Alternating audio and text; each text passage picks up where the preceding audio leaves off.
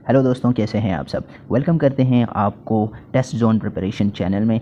हमने assistant election commissioner की जो जॉब्स हैं उसके लिए प्रिपरेशन स्टार्ट की थी।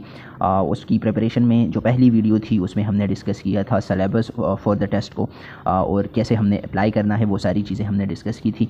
फिर सेकंड नंबर वीडियो में हमने डिस्कस किया था जनरल असम्बली के बारे में, और ये है थर्ड नंबर वीडियो। इसमें हम डिस्कस करेंगे द सेनेट ऑफ पाकिस्तान को। तो ये आर्टिकल 59 है, इट्स अबाउट द सेनेट। हमने कल भी डिस्कस किया था कि सेनेट को हम अपर हाउस भी कहते हैं, यानी कि ईवान बाला भी इसको कहा जाता है। अब the senate shall consist of 92 members. तो जो सेनेट ऑफ पाकिस्तान है इसमें हमारे पास टोटल 92 मेंबर्स होंगे। जिस तरह प्रोविंशियल असम्बली में हर एक जो सूबा है उसके लिए ख़ास सीटें थी based on the population of that province, तो सेनेट में इस तरह नहीं है। सेनेट में हर एक प्रोविंस के लिए इक्वल सीट्स हैं। पंजाब, सिंध, केपी, बलूचिस्तान सब के लिए 14 जनरल सीट्स हैं। टेक्नोक्रेट्स एंड उलमा के लिए 4 सीटें हैं, और जो वेमेन हैं उनके लिए भी 4 सीट्स हैं। जो माइनॉरिटीज़ हैं तो उनके लिए यहाँ पर एक एक सीट रखी गई है। और कैपिटल के लिए जनरल सीट्स 2 हैं, टेक्नोक्रेट्स या उलमा के लिए 1 सीट है, वेमेन के लिए 1 सीट है, और माइनॉरिटीज़ के लिए कोई सीट कैपिटल में नहीं है। तो टोटल यहाँ पर 4 सीट्स हुई। तो हर एक सूबे के लिए 23 सीट्स हैं, और जो कैपिटल है इस्लामाबाद है उसके लिए 4 सीटें हैं। नेशनल असम्बली में इस तरह नहीं होता। नेशनल असम्बली में on the basis of population of province उनको सीट्स दी जाती हैं, यानी कि पंजाब की सबसे ज़्यादा सीटें होती हैं और इसी तरह उनको सीट्स दी जाती हैं आबादी के लिहाज से। लेकिन सेनेट में ऐसा नहीं होता। सेनेट में हर एक प्रोविंस के लिए इक्वल सीट्स हैं। तो ये टोटल सीट सेनेट में हुई हमारे पास 96। अब यहाँ पर है कि टेक्नोक्रेट्स और उलमा होंगे, तो what is meant by technocrat और उलमा। तो उलमा तो हमें पता है, लेकिन technocrat is a professional or expert in a specialized field who is not a career politician। तो टेक्नोक्रेट किसी भी फील्ड में, ज़्यादातर जो इकोनॉमी है, एडमिनिस्ट्रेशन है या लॉ है, अगर इसमें हो तो उसको प्रेफरेंस दी जाएगी। तो वो बंदा जिसके पास जो एक प्रोफेशनल हो, एक्सपर्ट हो, और कोई वो पॉलिटिशियन ना हो, कैरियर पॉलिटिशियन ना हो, उसका कैरियर जो है तो वो पॉलिटिक्स ना हो, तो उस बंदे को हम टेक्नोक्रेट कहते हैं। अब जो सेनेट में सेलेक्ट किया जाएगा तो उसके पास कम से कम 16 ईयर्स ऑफ एजुकेशन होगा, वो डिग्री होगी उसके पास, और 20 ईयर्स एक्सपीरियंस होगा उस फील्ड में।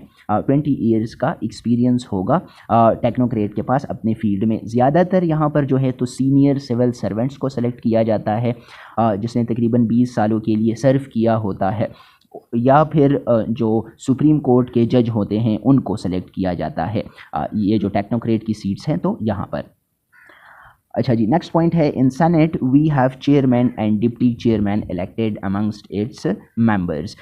कल हमने नेशनल असम्बली में कहा था कि वहाँ पर हमारे पास स्पीकर एंड डिप्टी स्पीकर होता है। सेनेट में हमारे पास चेयरमैन एंड डिप्टी चेयरमैन होता है, जो कि इलेक्ट होता है उनके मेंबर्स में से।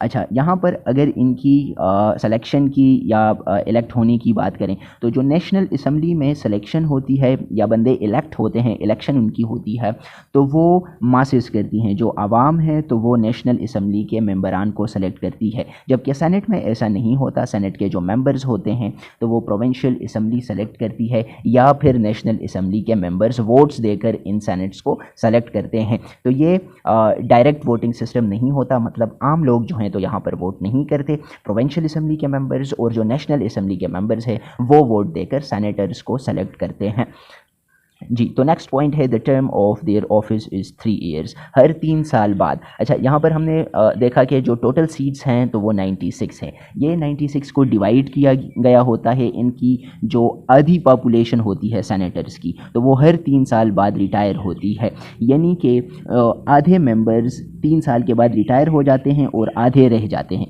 फिर जो नई सिलेक्शन होती है तो जो पुराने आधे सेनेटर्स थे वो 3 साल के बाद रिटायर हो जाते हैं, और नए सेनेटर्स वहाँ पर जो थे सेलेक्ट हुए थे तो वो रह जाते हैं। तो मतलब हर 3 साल के बाद सेनेट में जो सेनेटर्स हैं तो वो चेंज होते रहते हैं। ये साइकिल इसी तरह कंटिन्यूएशन में होती है।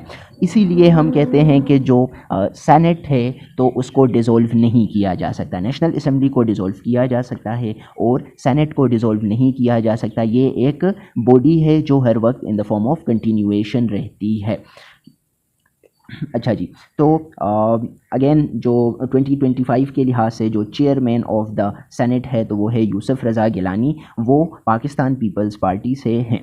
जो डिप्टी चेयरमैन है वो सैयद अल ख़ान नसर है जो कि नून लीग से हैं, PMLN से उनका ताल्लुक़ है। लीडर ऑफ द हाउस जो हैं तो वो इसहाक डार हैं, उनका भी ताल्लुक़ नून लीग से है। और जो लीडर ऑफ द अपोजिशन है सेनेट में तो वो हैं शिबली फराज, उनका ताल्लुक़ है SIC पार्टी से।